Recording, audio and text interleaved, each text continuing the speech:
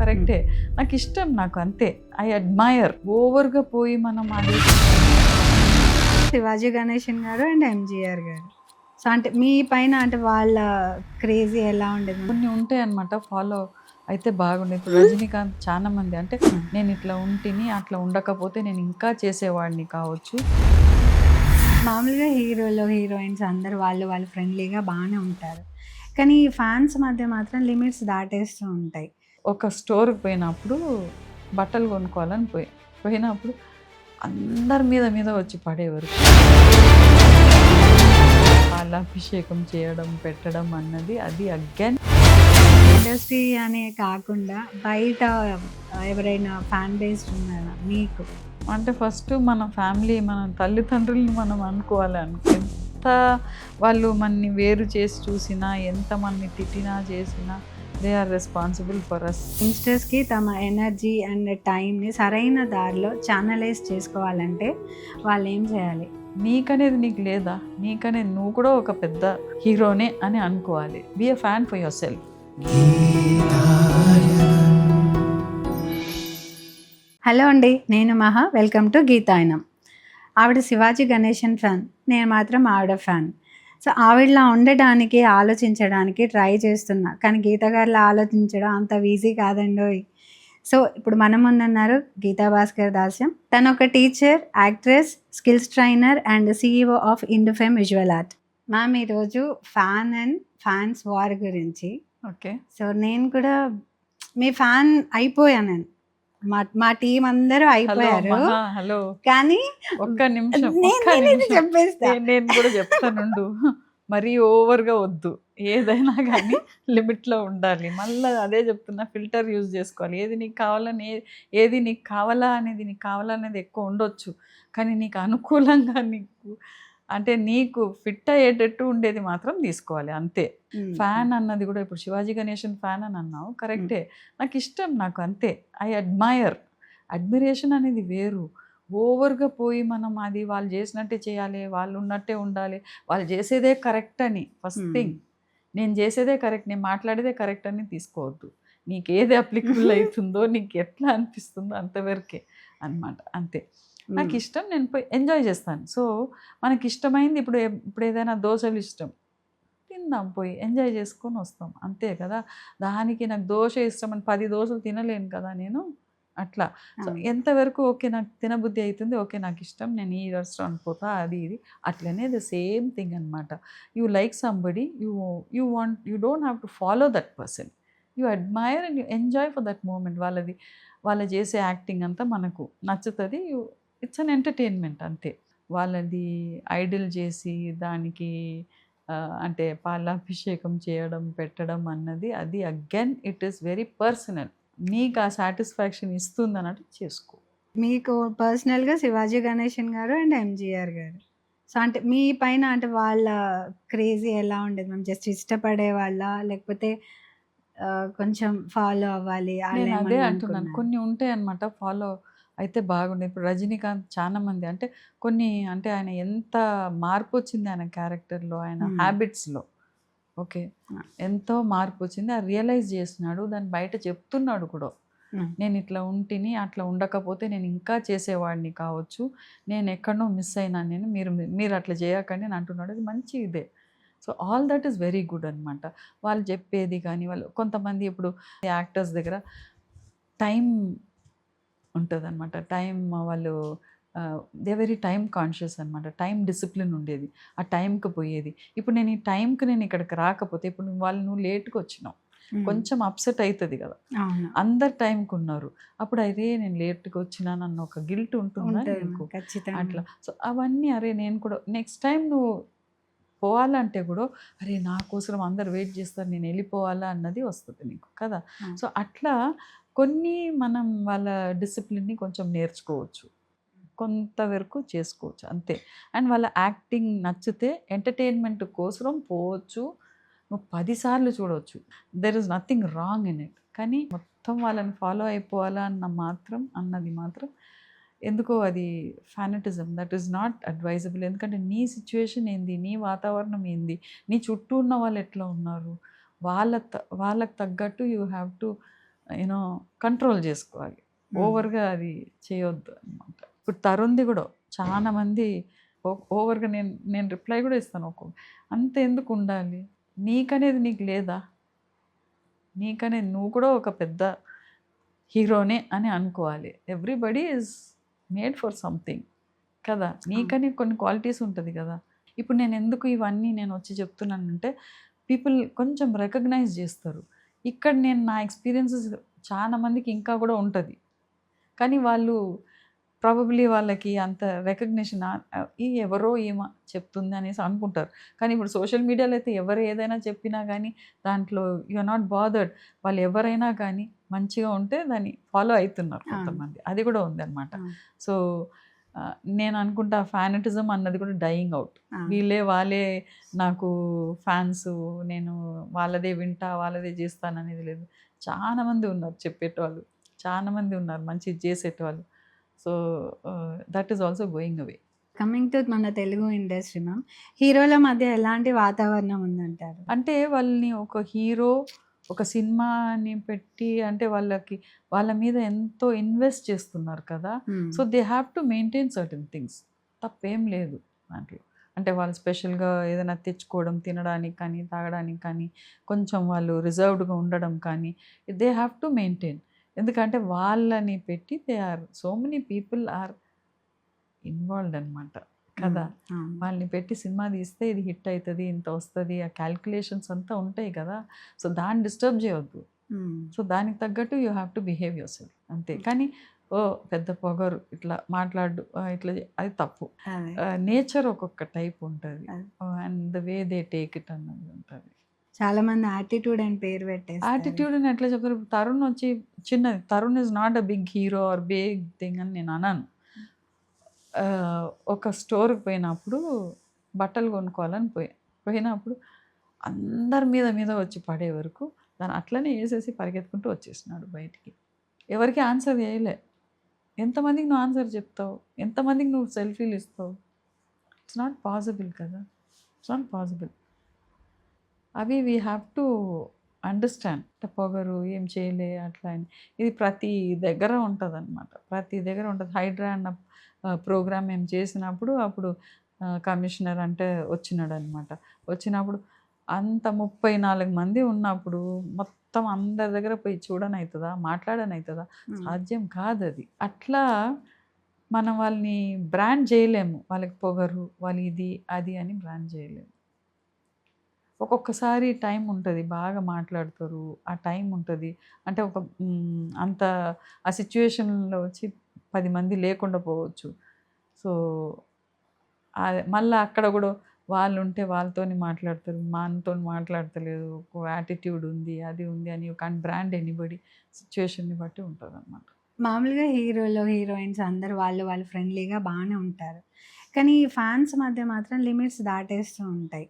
అది ఎక్కువ తీసుకుంటున్నారు వాళ్ళు. ఎక్కువ పర్సనల్గా తీసుకుంటే నువ్వు ఎందుకున్నావు అన్నది పోతుంది కదా.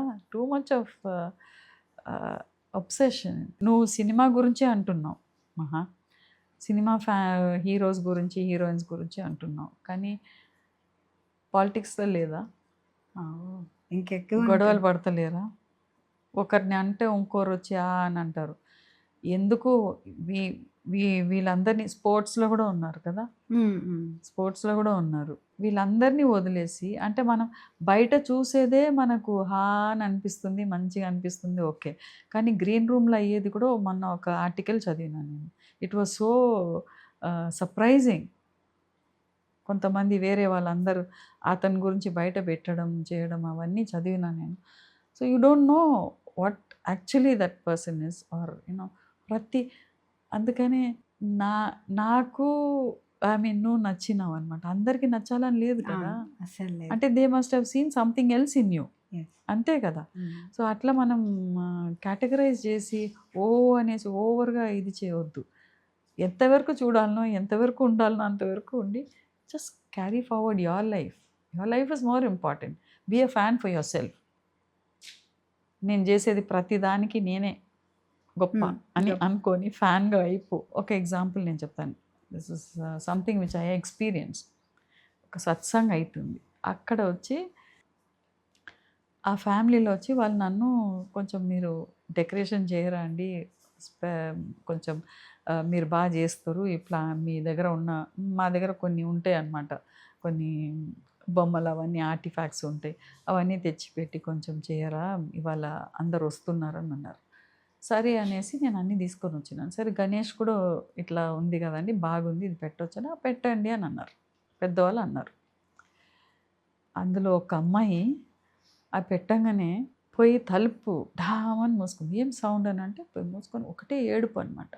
ఎందుకు ఏడుస్తుంది, ఎందుకు ఏడుస్తుంది అనేసి అడిగితే, ఫస్ట్ గణేష్ని తీసేయండి, నా నా గురువుకున్న పవర్ అంతా పోతుంది, తీసేయమని చెప్పండి అని. అంటే this truly happened. I was so surprised. అది చెప్పే విధానం కూడా ఉంటుంది కదా, వద్దు ఇది వద్దు ఇక్కడ వద్దు, మీరు కొంచెం అవతల పక్కకు పెట్టండి, లేకపోతే ఇది తీసేయండి, ఇంతవరకు అనేసి ఏదైనా అనాలి కదా. కానీ అది ఓవర్గా హర్ట్ అయిపోయి ఏడ్చి చేసి అంత ఉండొద్దు అని అనిపిస్తుంది. హీరోల మీద పొలిటీషియన్స్ మీద విపరీతమైన అబ్సెషన్ అండ్ రీజన్ ఏంటి? అబ్సెషన్ ఉంటుంది, రీజన్ ఏంటి? అదే రీజన్ ఏంటనంటే ప్రతి ఒక్క మనిషి థింకింగ్ లెవెల్సే అనమాట. మనల్ని మర్చిపోయి మనం ఇంకోళ్ళ దగ్గర మనం ఏదో ఉంది అని అనుకోవడం అనమాట. మనలో కూడా ఉంది కదా కొన్ని, దాన్ని డెవలప్ చేసుకుంటే అయిపోతుంది. సరే వాళ్ళ దగ్గర ఉన్నది కొంచెం, వాళ్ళ దగ్గర ఉన్న మంచి క్వాలిటీస్ని తీసుకొని correct your self, if you want to improve your self, improvise and keep going. జనరల్గా గమనిస్తే హీరోల మీద ఉండే అంత క్రేజ్ హీరోయిన్స్ మీద ఉండదు, ఎందుకంటారు? ఉన్నారు, హీరోయిన్ కూడా ఉన్నారు, బట్ ఎక్కువ ఈ హీరో ఫాలోయింగ్ ఉందన్నమాట చాలా వరకు. సో మీకెవరు మ్యామ్ ఫేవరెట్? మీరు హీరోస్ చెప్పారు కానీ హీరోయిన్ చెప్పలేదు. చాలా మంది ఉన్నారు, ఎవరికి వాళ్ళకి వాళ్ళ క్వాలిటీస్ ఉన్నాయి అన్నమాట. సో మీకు మామూలుగా ఇప్పుడు ఇండస్ట్రీ అనే కాకుండా బయట ఎవరైనా ఫ్యాన్ బేస్డ్ ఉన్నారా మీకు? అంటే ఫస్ట్ మన ఫ్యామిలీ, మన తల్లిదండ్రులను మనం అనుకోవాలి. ఎంత వాళ్ళు మనని వేరు చేసి చూసినా, ఎంత మనని తిట్టినా చేసినా, they are responsible for us on this earth కదా. అది ఒక్కటి మనం రియలైజ్ దట్. వాళ్ళకి అందరికీ ఫ్యాన్స్ అనమాట, పేరెంట్స్ అని కాదు. Of course even I admire a lot from so many people. మా అత్తగారు మామగారు కూడా ఫస్ట్ ఇనిషియల్గా కొంచెం ఏదో ప్రాబ్లమ్స్, అంటే కొంచెం ఆ రిలేషన్షిప్ అనేది ఎట్లా అంటే it will take some time అనమాట. తర్వాత you will understand each other. మనం ఆ టైం ఇవ్వకుండానే మనం తొందరపడుతున్నాం. టైం ఇస్తే కొంచెం అడ్జస్ట్ అయిపోతాం, అలవాటు అయిపోతుంది ఏదైనా. కొంతమంది అయితే ఇంకా అంటే వాళ్ళ సొంత డబ్బుతోని టికెట్లు కొనడం, బ్యానర్స్ కట్టడం, అండ్ ఇంకా మీరు ఇందాక చెప్పినట్టు అభిషేకాలు చేసేస్తూ ఉంటారు.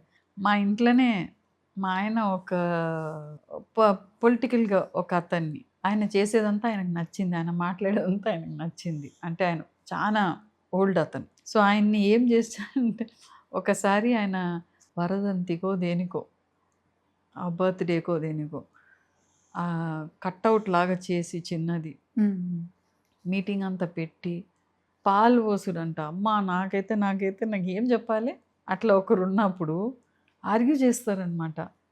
చేసుకొని ఎప్పుడో వాళ్ళు రియలైజ్ కానీ నాకు వదిలేయాలి, కానీ యూ కాంట్ డూ ఎనీథింగ్. ఇప్పుడు imagine what will you get out of it. హీరోయిన్స్కి కూడా మ్యామ్, పాత హీరోయిన్స్ అయి ఉండొచ్చు, నేను మెన్షన్ చేయట్లేదు, మరి వాళ్ళకి విగ్రహాలు కట్టేసి టెంపుల్స్ కూడా కట్టేశారంటే ఏమో మరి. అంటే వాళ్ళ ఇష్టం. నీకు ఇష్టం లేదా నువ్వు పోకు అంతే. వాళ్ళకి దాంట్లో సాటిస్ఫాక్షన్ వస్తుందంటే చేసుకోండి, వాళ్ళకి ఏదో ఒక తృప్తి వస్తుందంటే చేసుకోండి అంతే. ఇప్పుడు ఈ సోషల్ మీడియాస్లో వీటిల్లో ఫ్యాన్స్ హీరోల గురించి కొంచెం అటు ఇటు మాట్లాడుతూ ఉంటారు మ్యామ్. సో అది పెద్ద హీరోలు కానీ వాళ్ళకి ఎఫెక్ట్ కాదు, మా వాడికి కూడా అయింది ఒకటి. వేరే వాళ్ళకి ఫ్యాన్స్కే ఎఫెక్ట్ అవుతుంది, వాళ్ళే ఎక్కువ తీసుకుంటారనమాట. ఇప్పుడు నేను పొలిటికల్ ఫ్యామిలీ కదా చూస్తున్నాను కదా, వాళ్ళు ఎంత చేసినా కానీ చేసేది చేస్తూనే ఉంటారు, వాళ్ళు ఎంత చెప్పినా కానీ చేసేది చేస్తూనే ఉంటారు. You can't help it. వాళ్ళకే తెలియాలి అంతే. వాళ్ళ ఓన్ మనీతోని టికెట్స్ కొని ఇప్పుడు పాలాభిషేకాలు ఇలా చేసి కొంతమంది అంటారు, ఇంకొంతమంది ఏమో నిజంగానే మంచి పనులు చేస్తూ ఉంటారు. అంటే ఆ హీరో అది మళ్ళా అదే రక్తదానం, అది వాళ్ళ ఇండివిజువల్ థింకింగ్ అనమాట. మనం ఏం చేయలేం, వాళ్ళంతా వాళ్ళే దిద్దుకోవాలి, మార్చుకోవాలి అంతే. అందుకనే అంటాను నేను ఎప్పుడు కానీ, మనం ఎందుకు ఉన్నాం ఇక్కడ, మనం ఏం చేయాలి అన్నది వెరీ ఇంపార్టెంట్. అది ఎడ్యుకేషన్ నుంచే రావాలి ఆ feeling.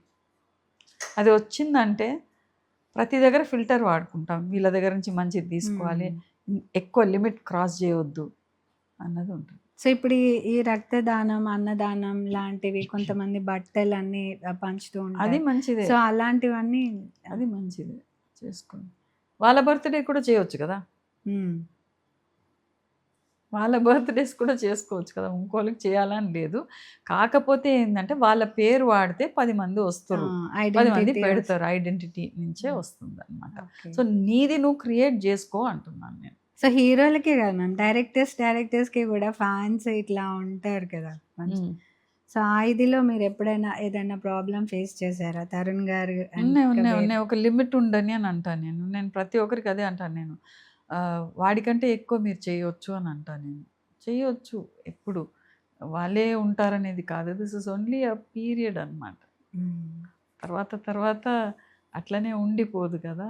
You have to go ahead.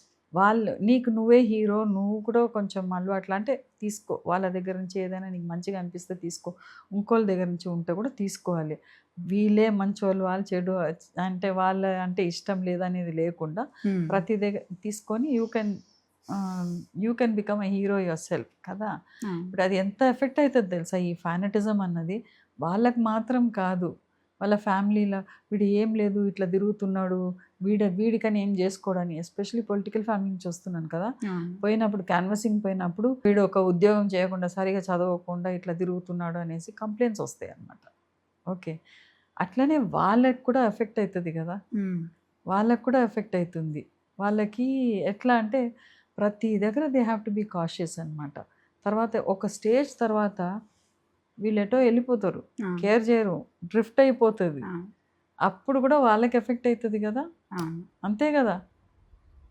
చూసి చూడనట్టు పోతున్నాడు, చూడు నా పరిస్థితి ఇట్లా అయిపోయిందని అంటే కనీసం పట్టించుకోలేదు. అందుకని సో అది బోత్ వేస్ ఎఫెక్ట్ అవుతుంది.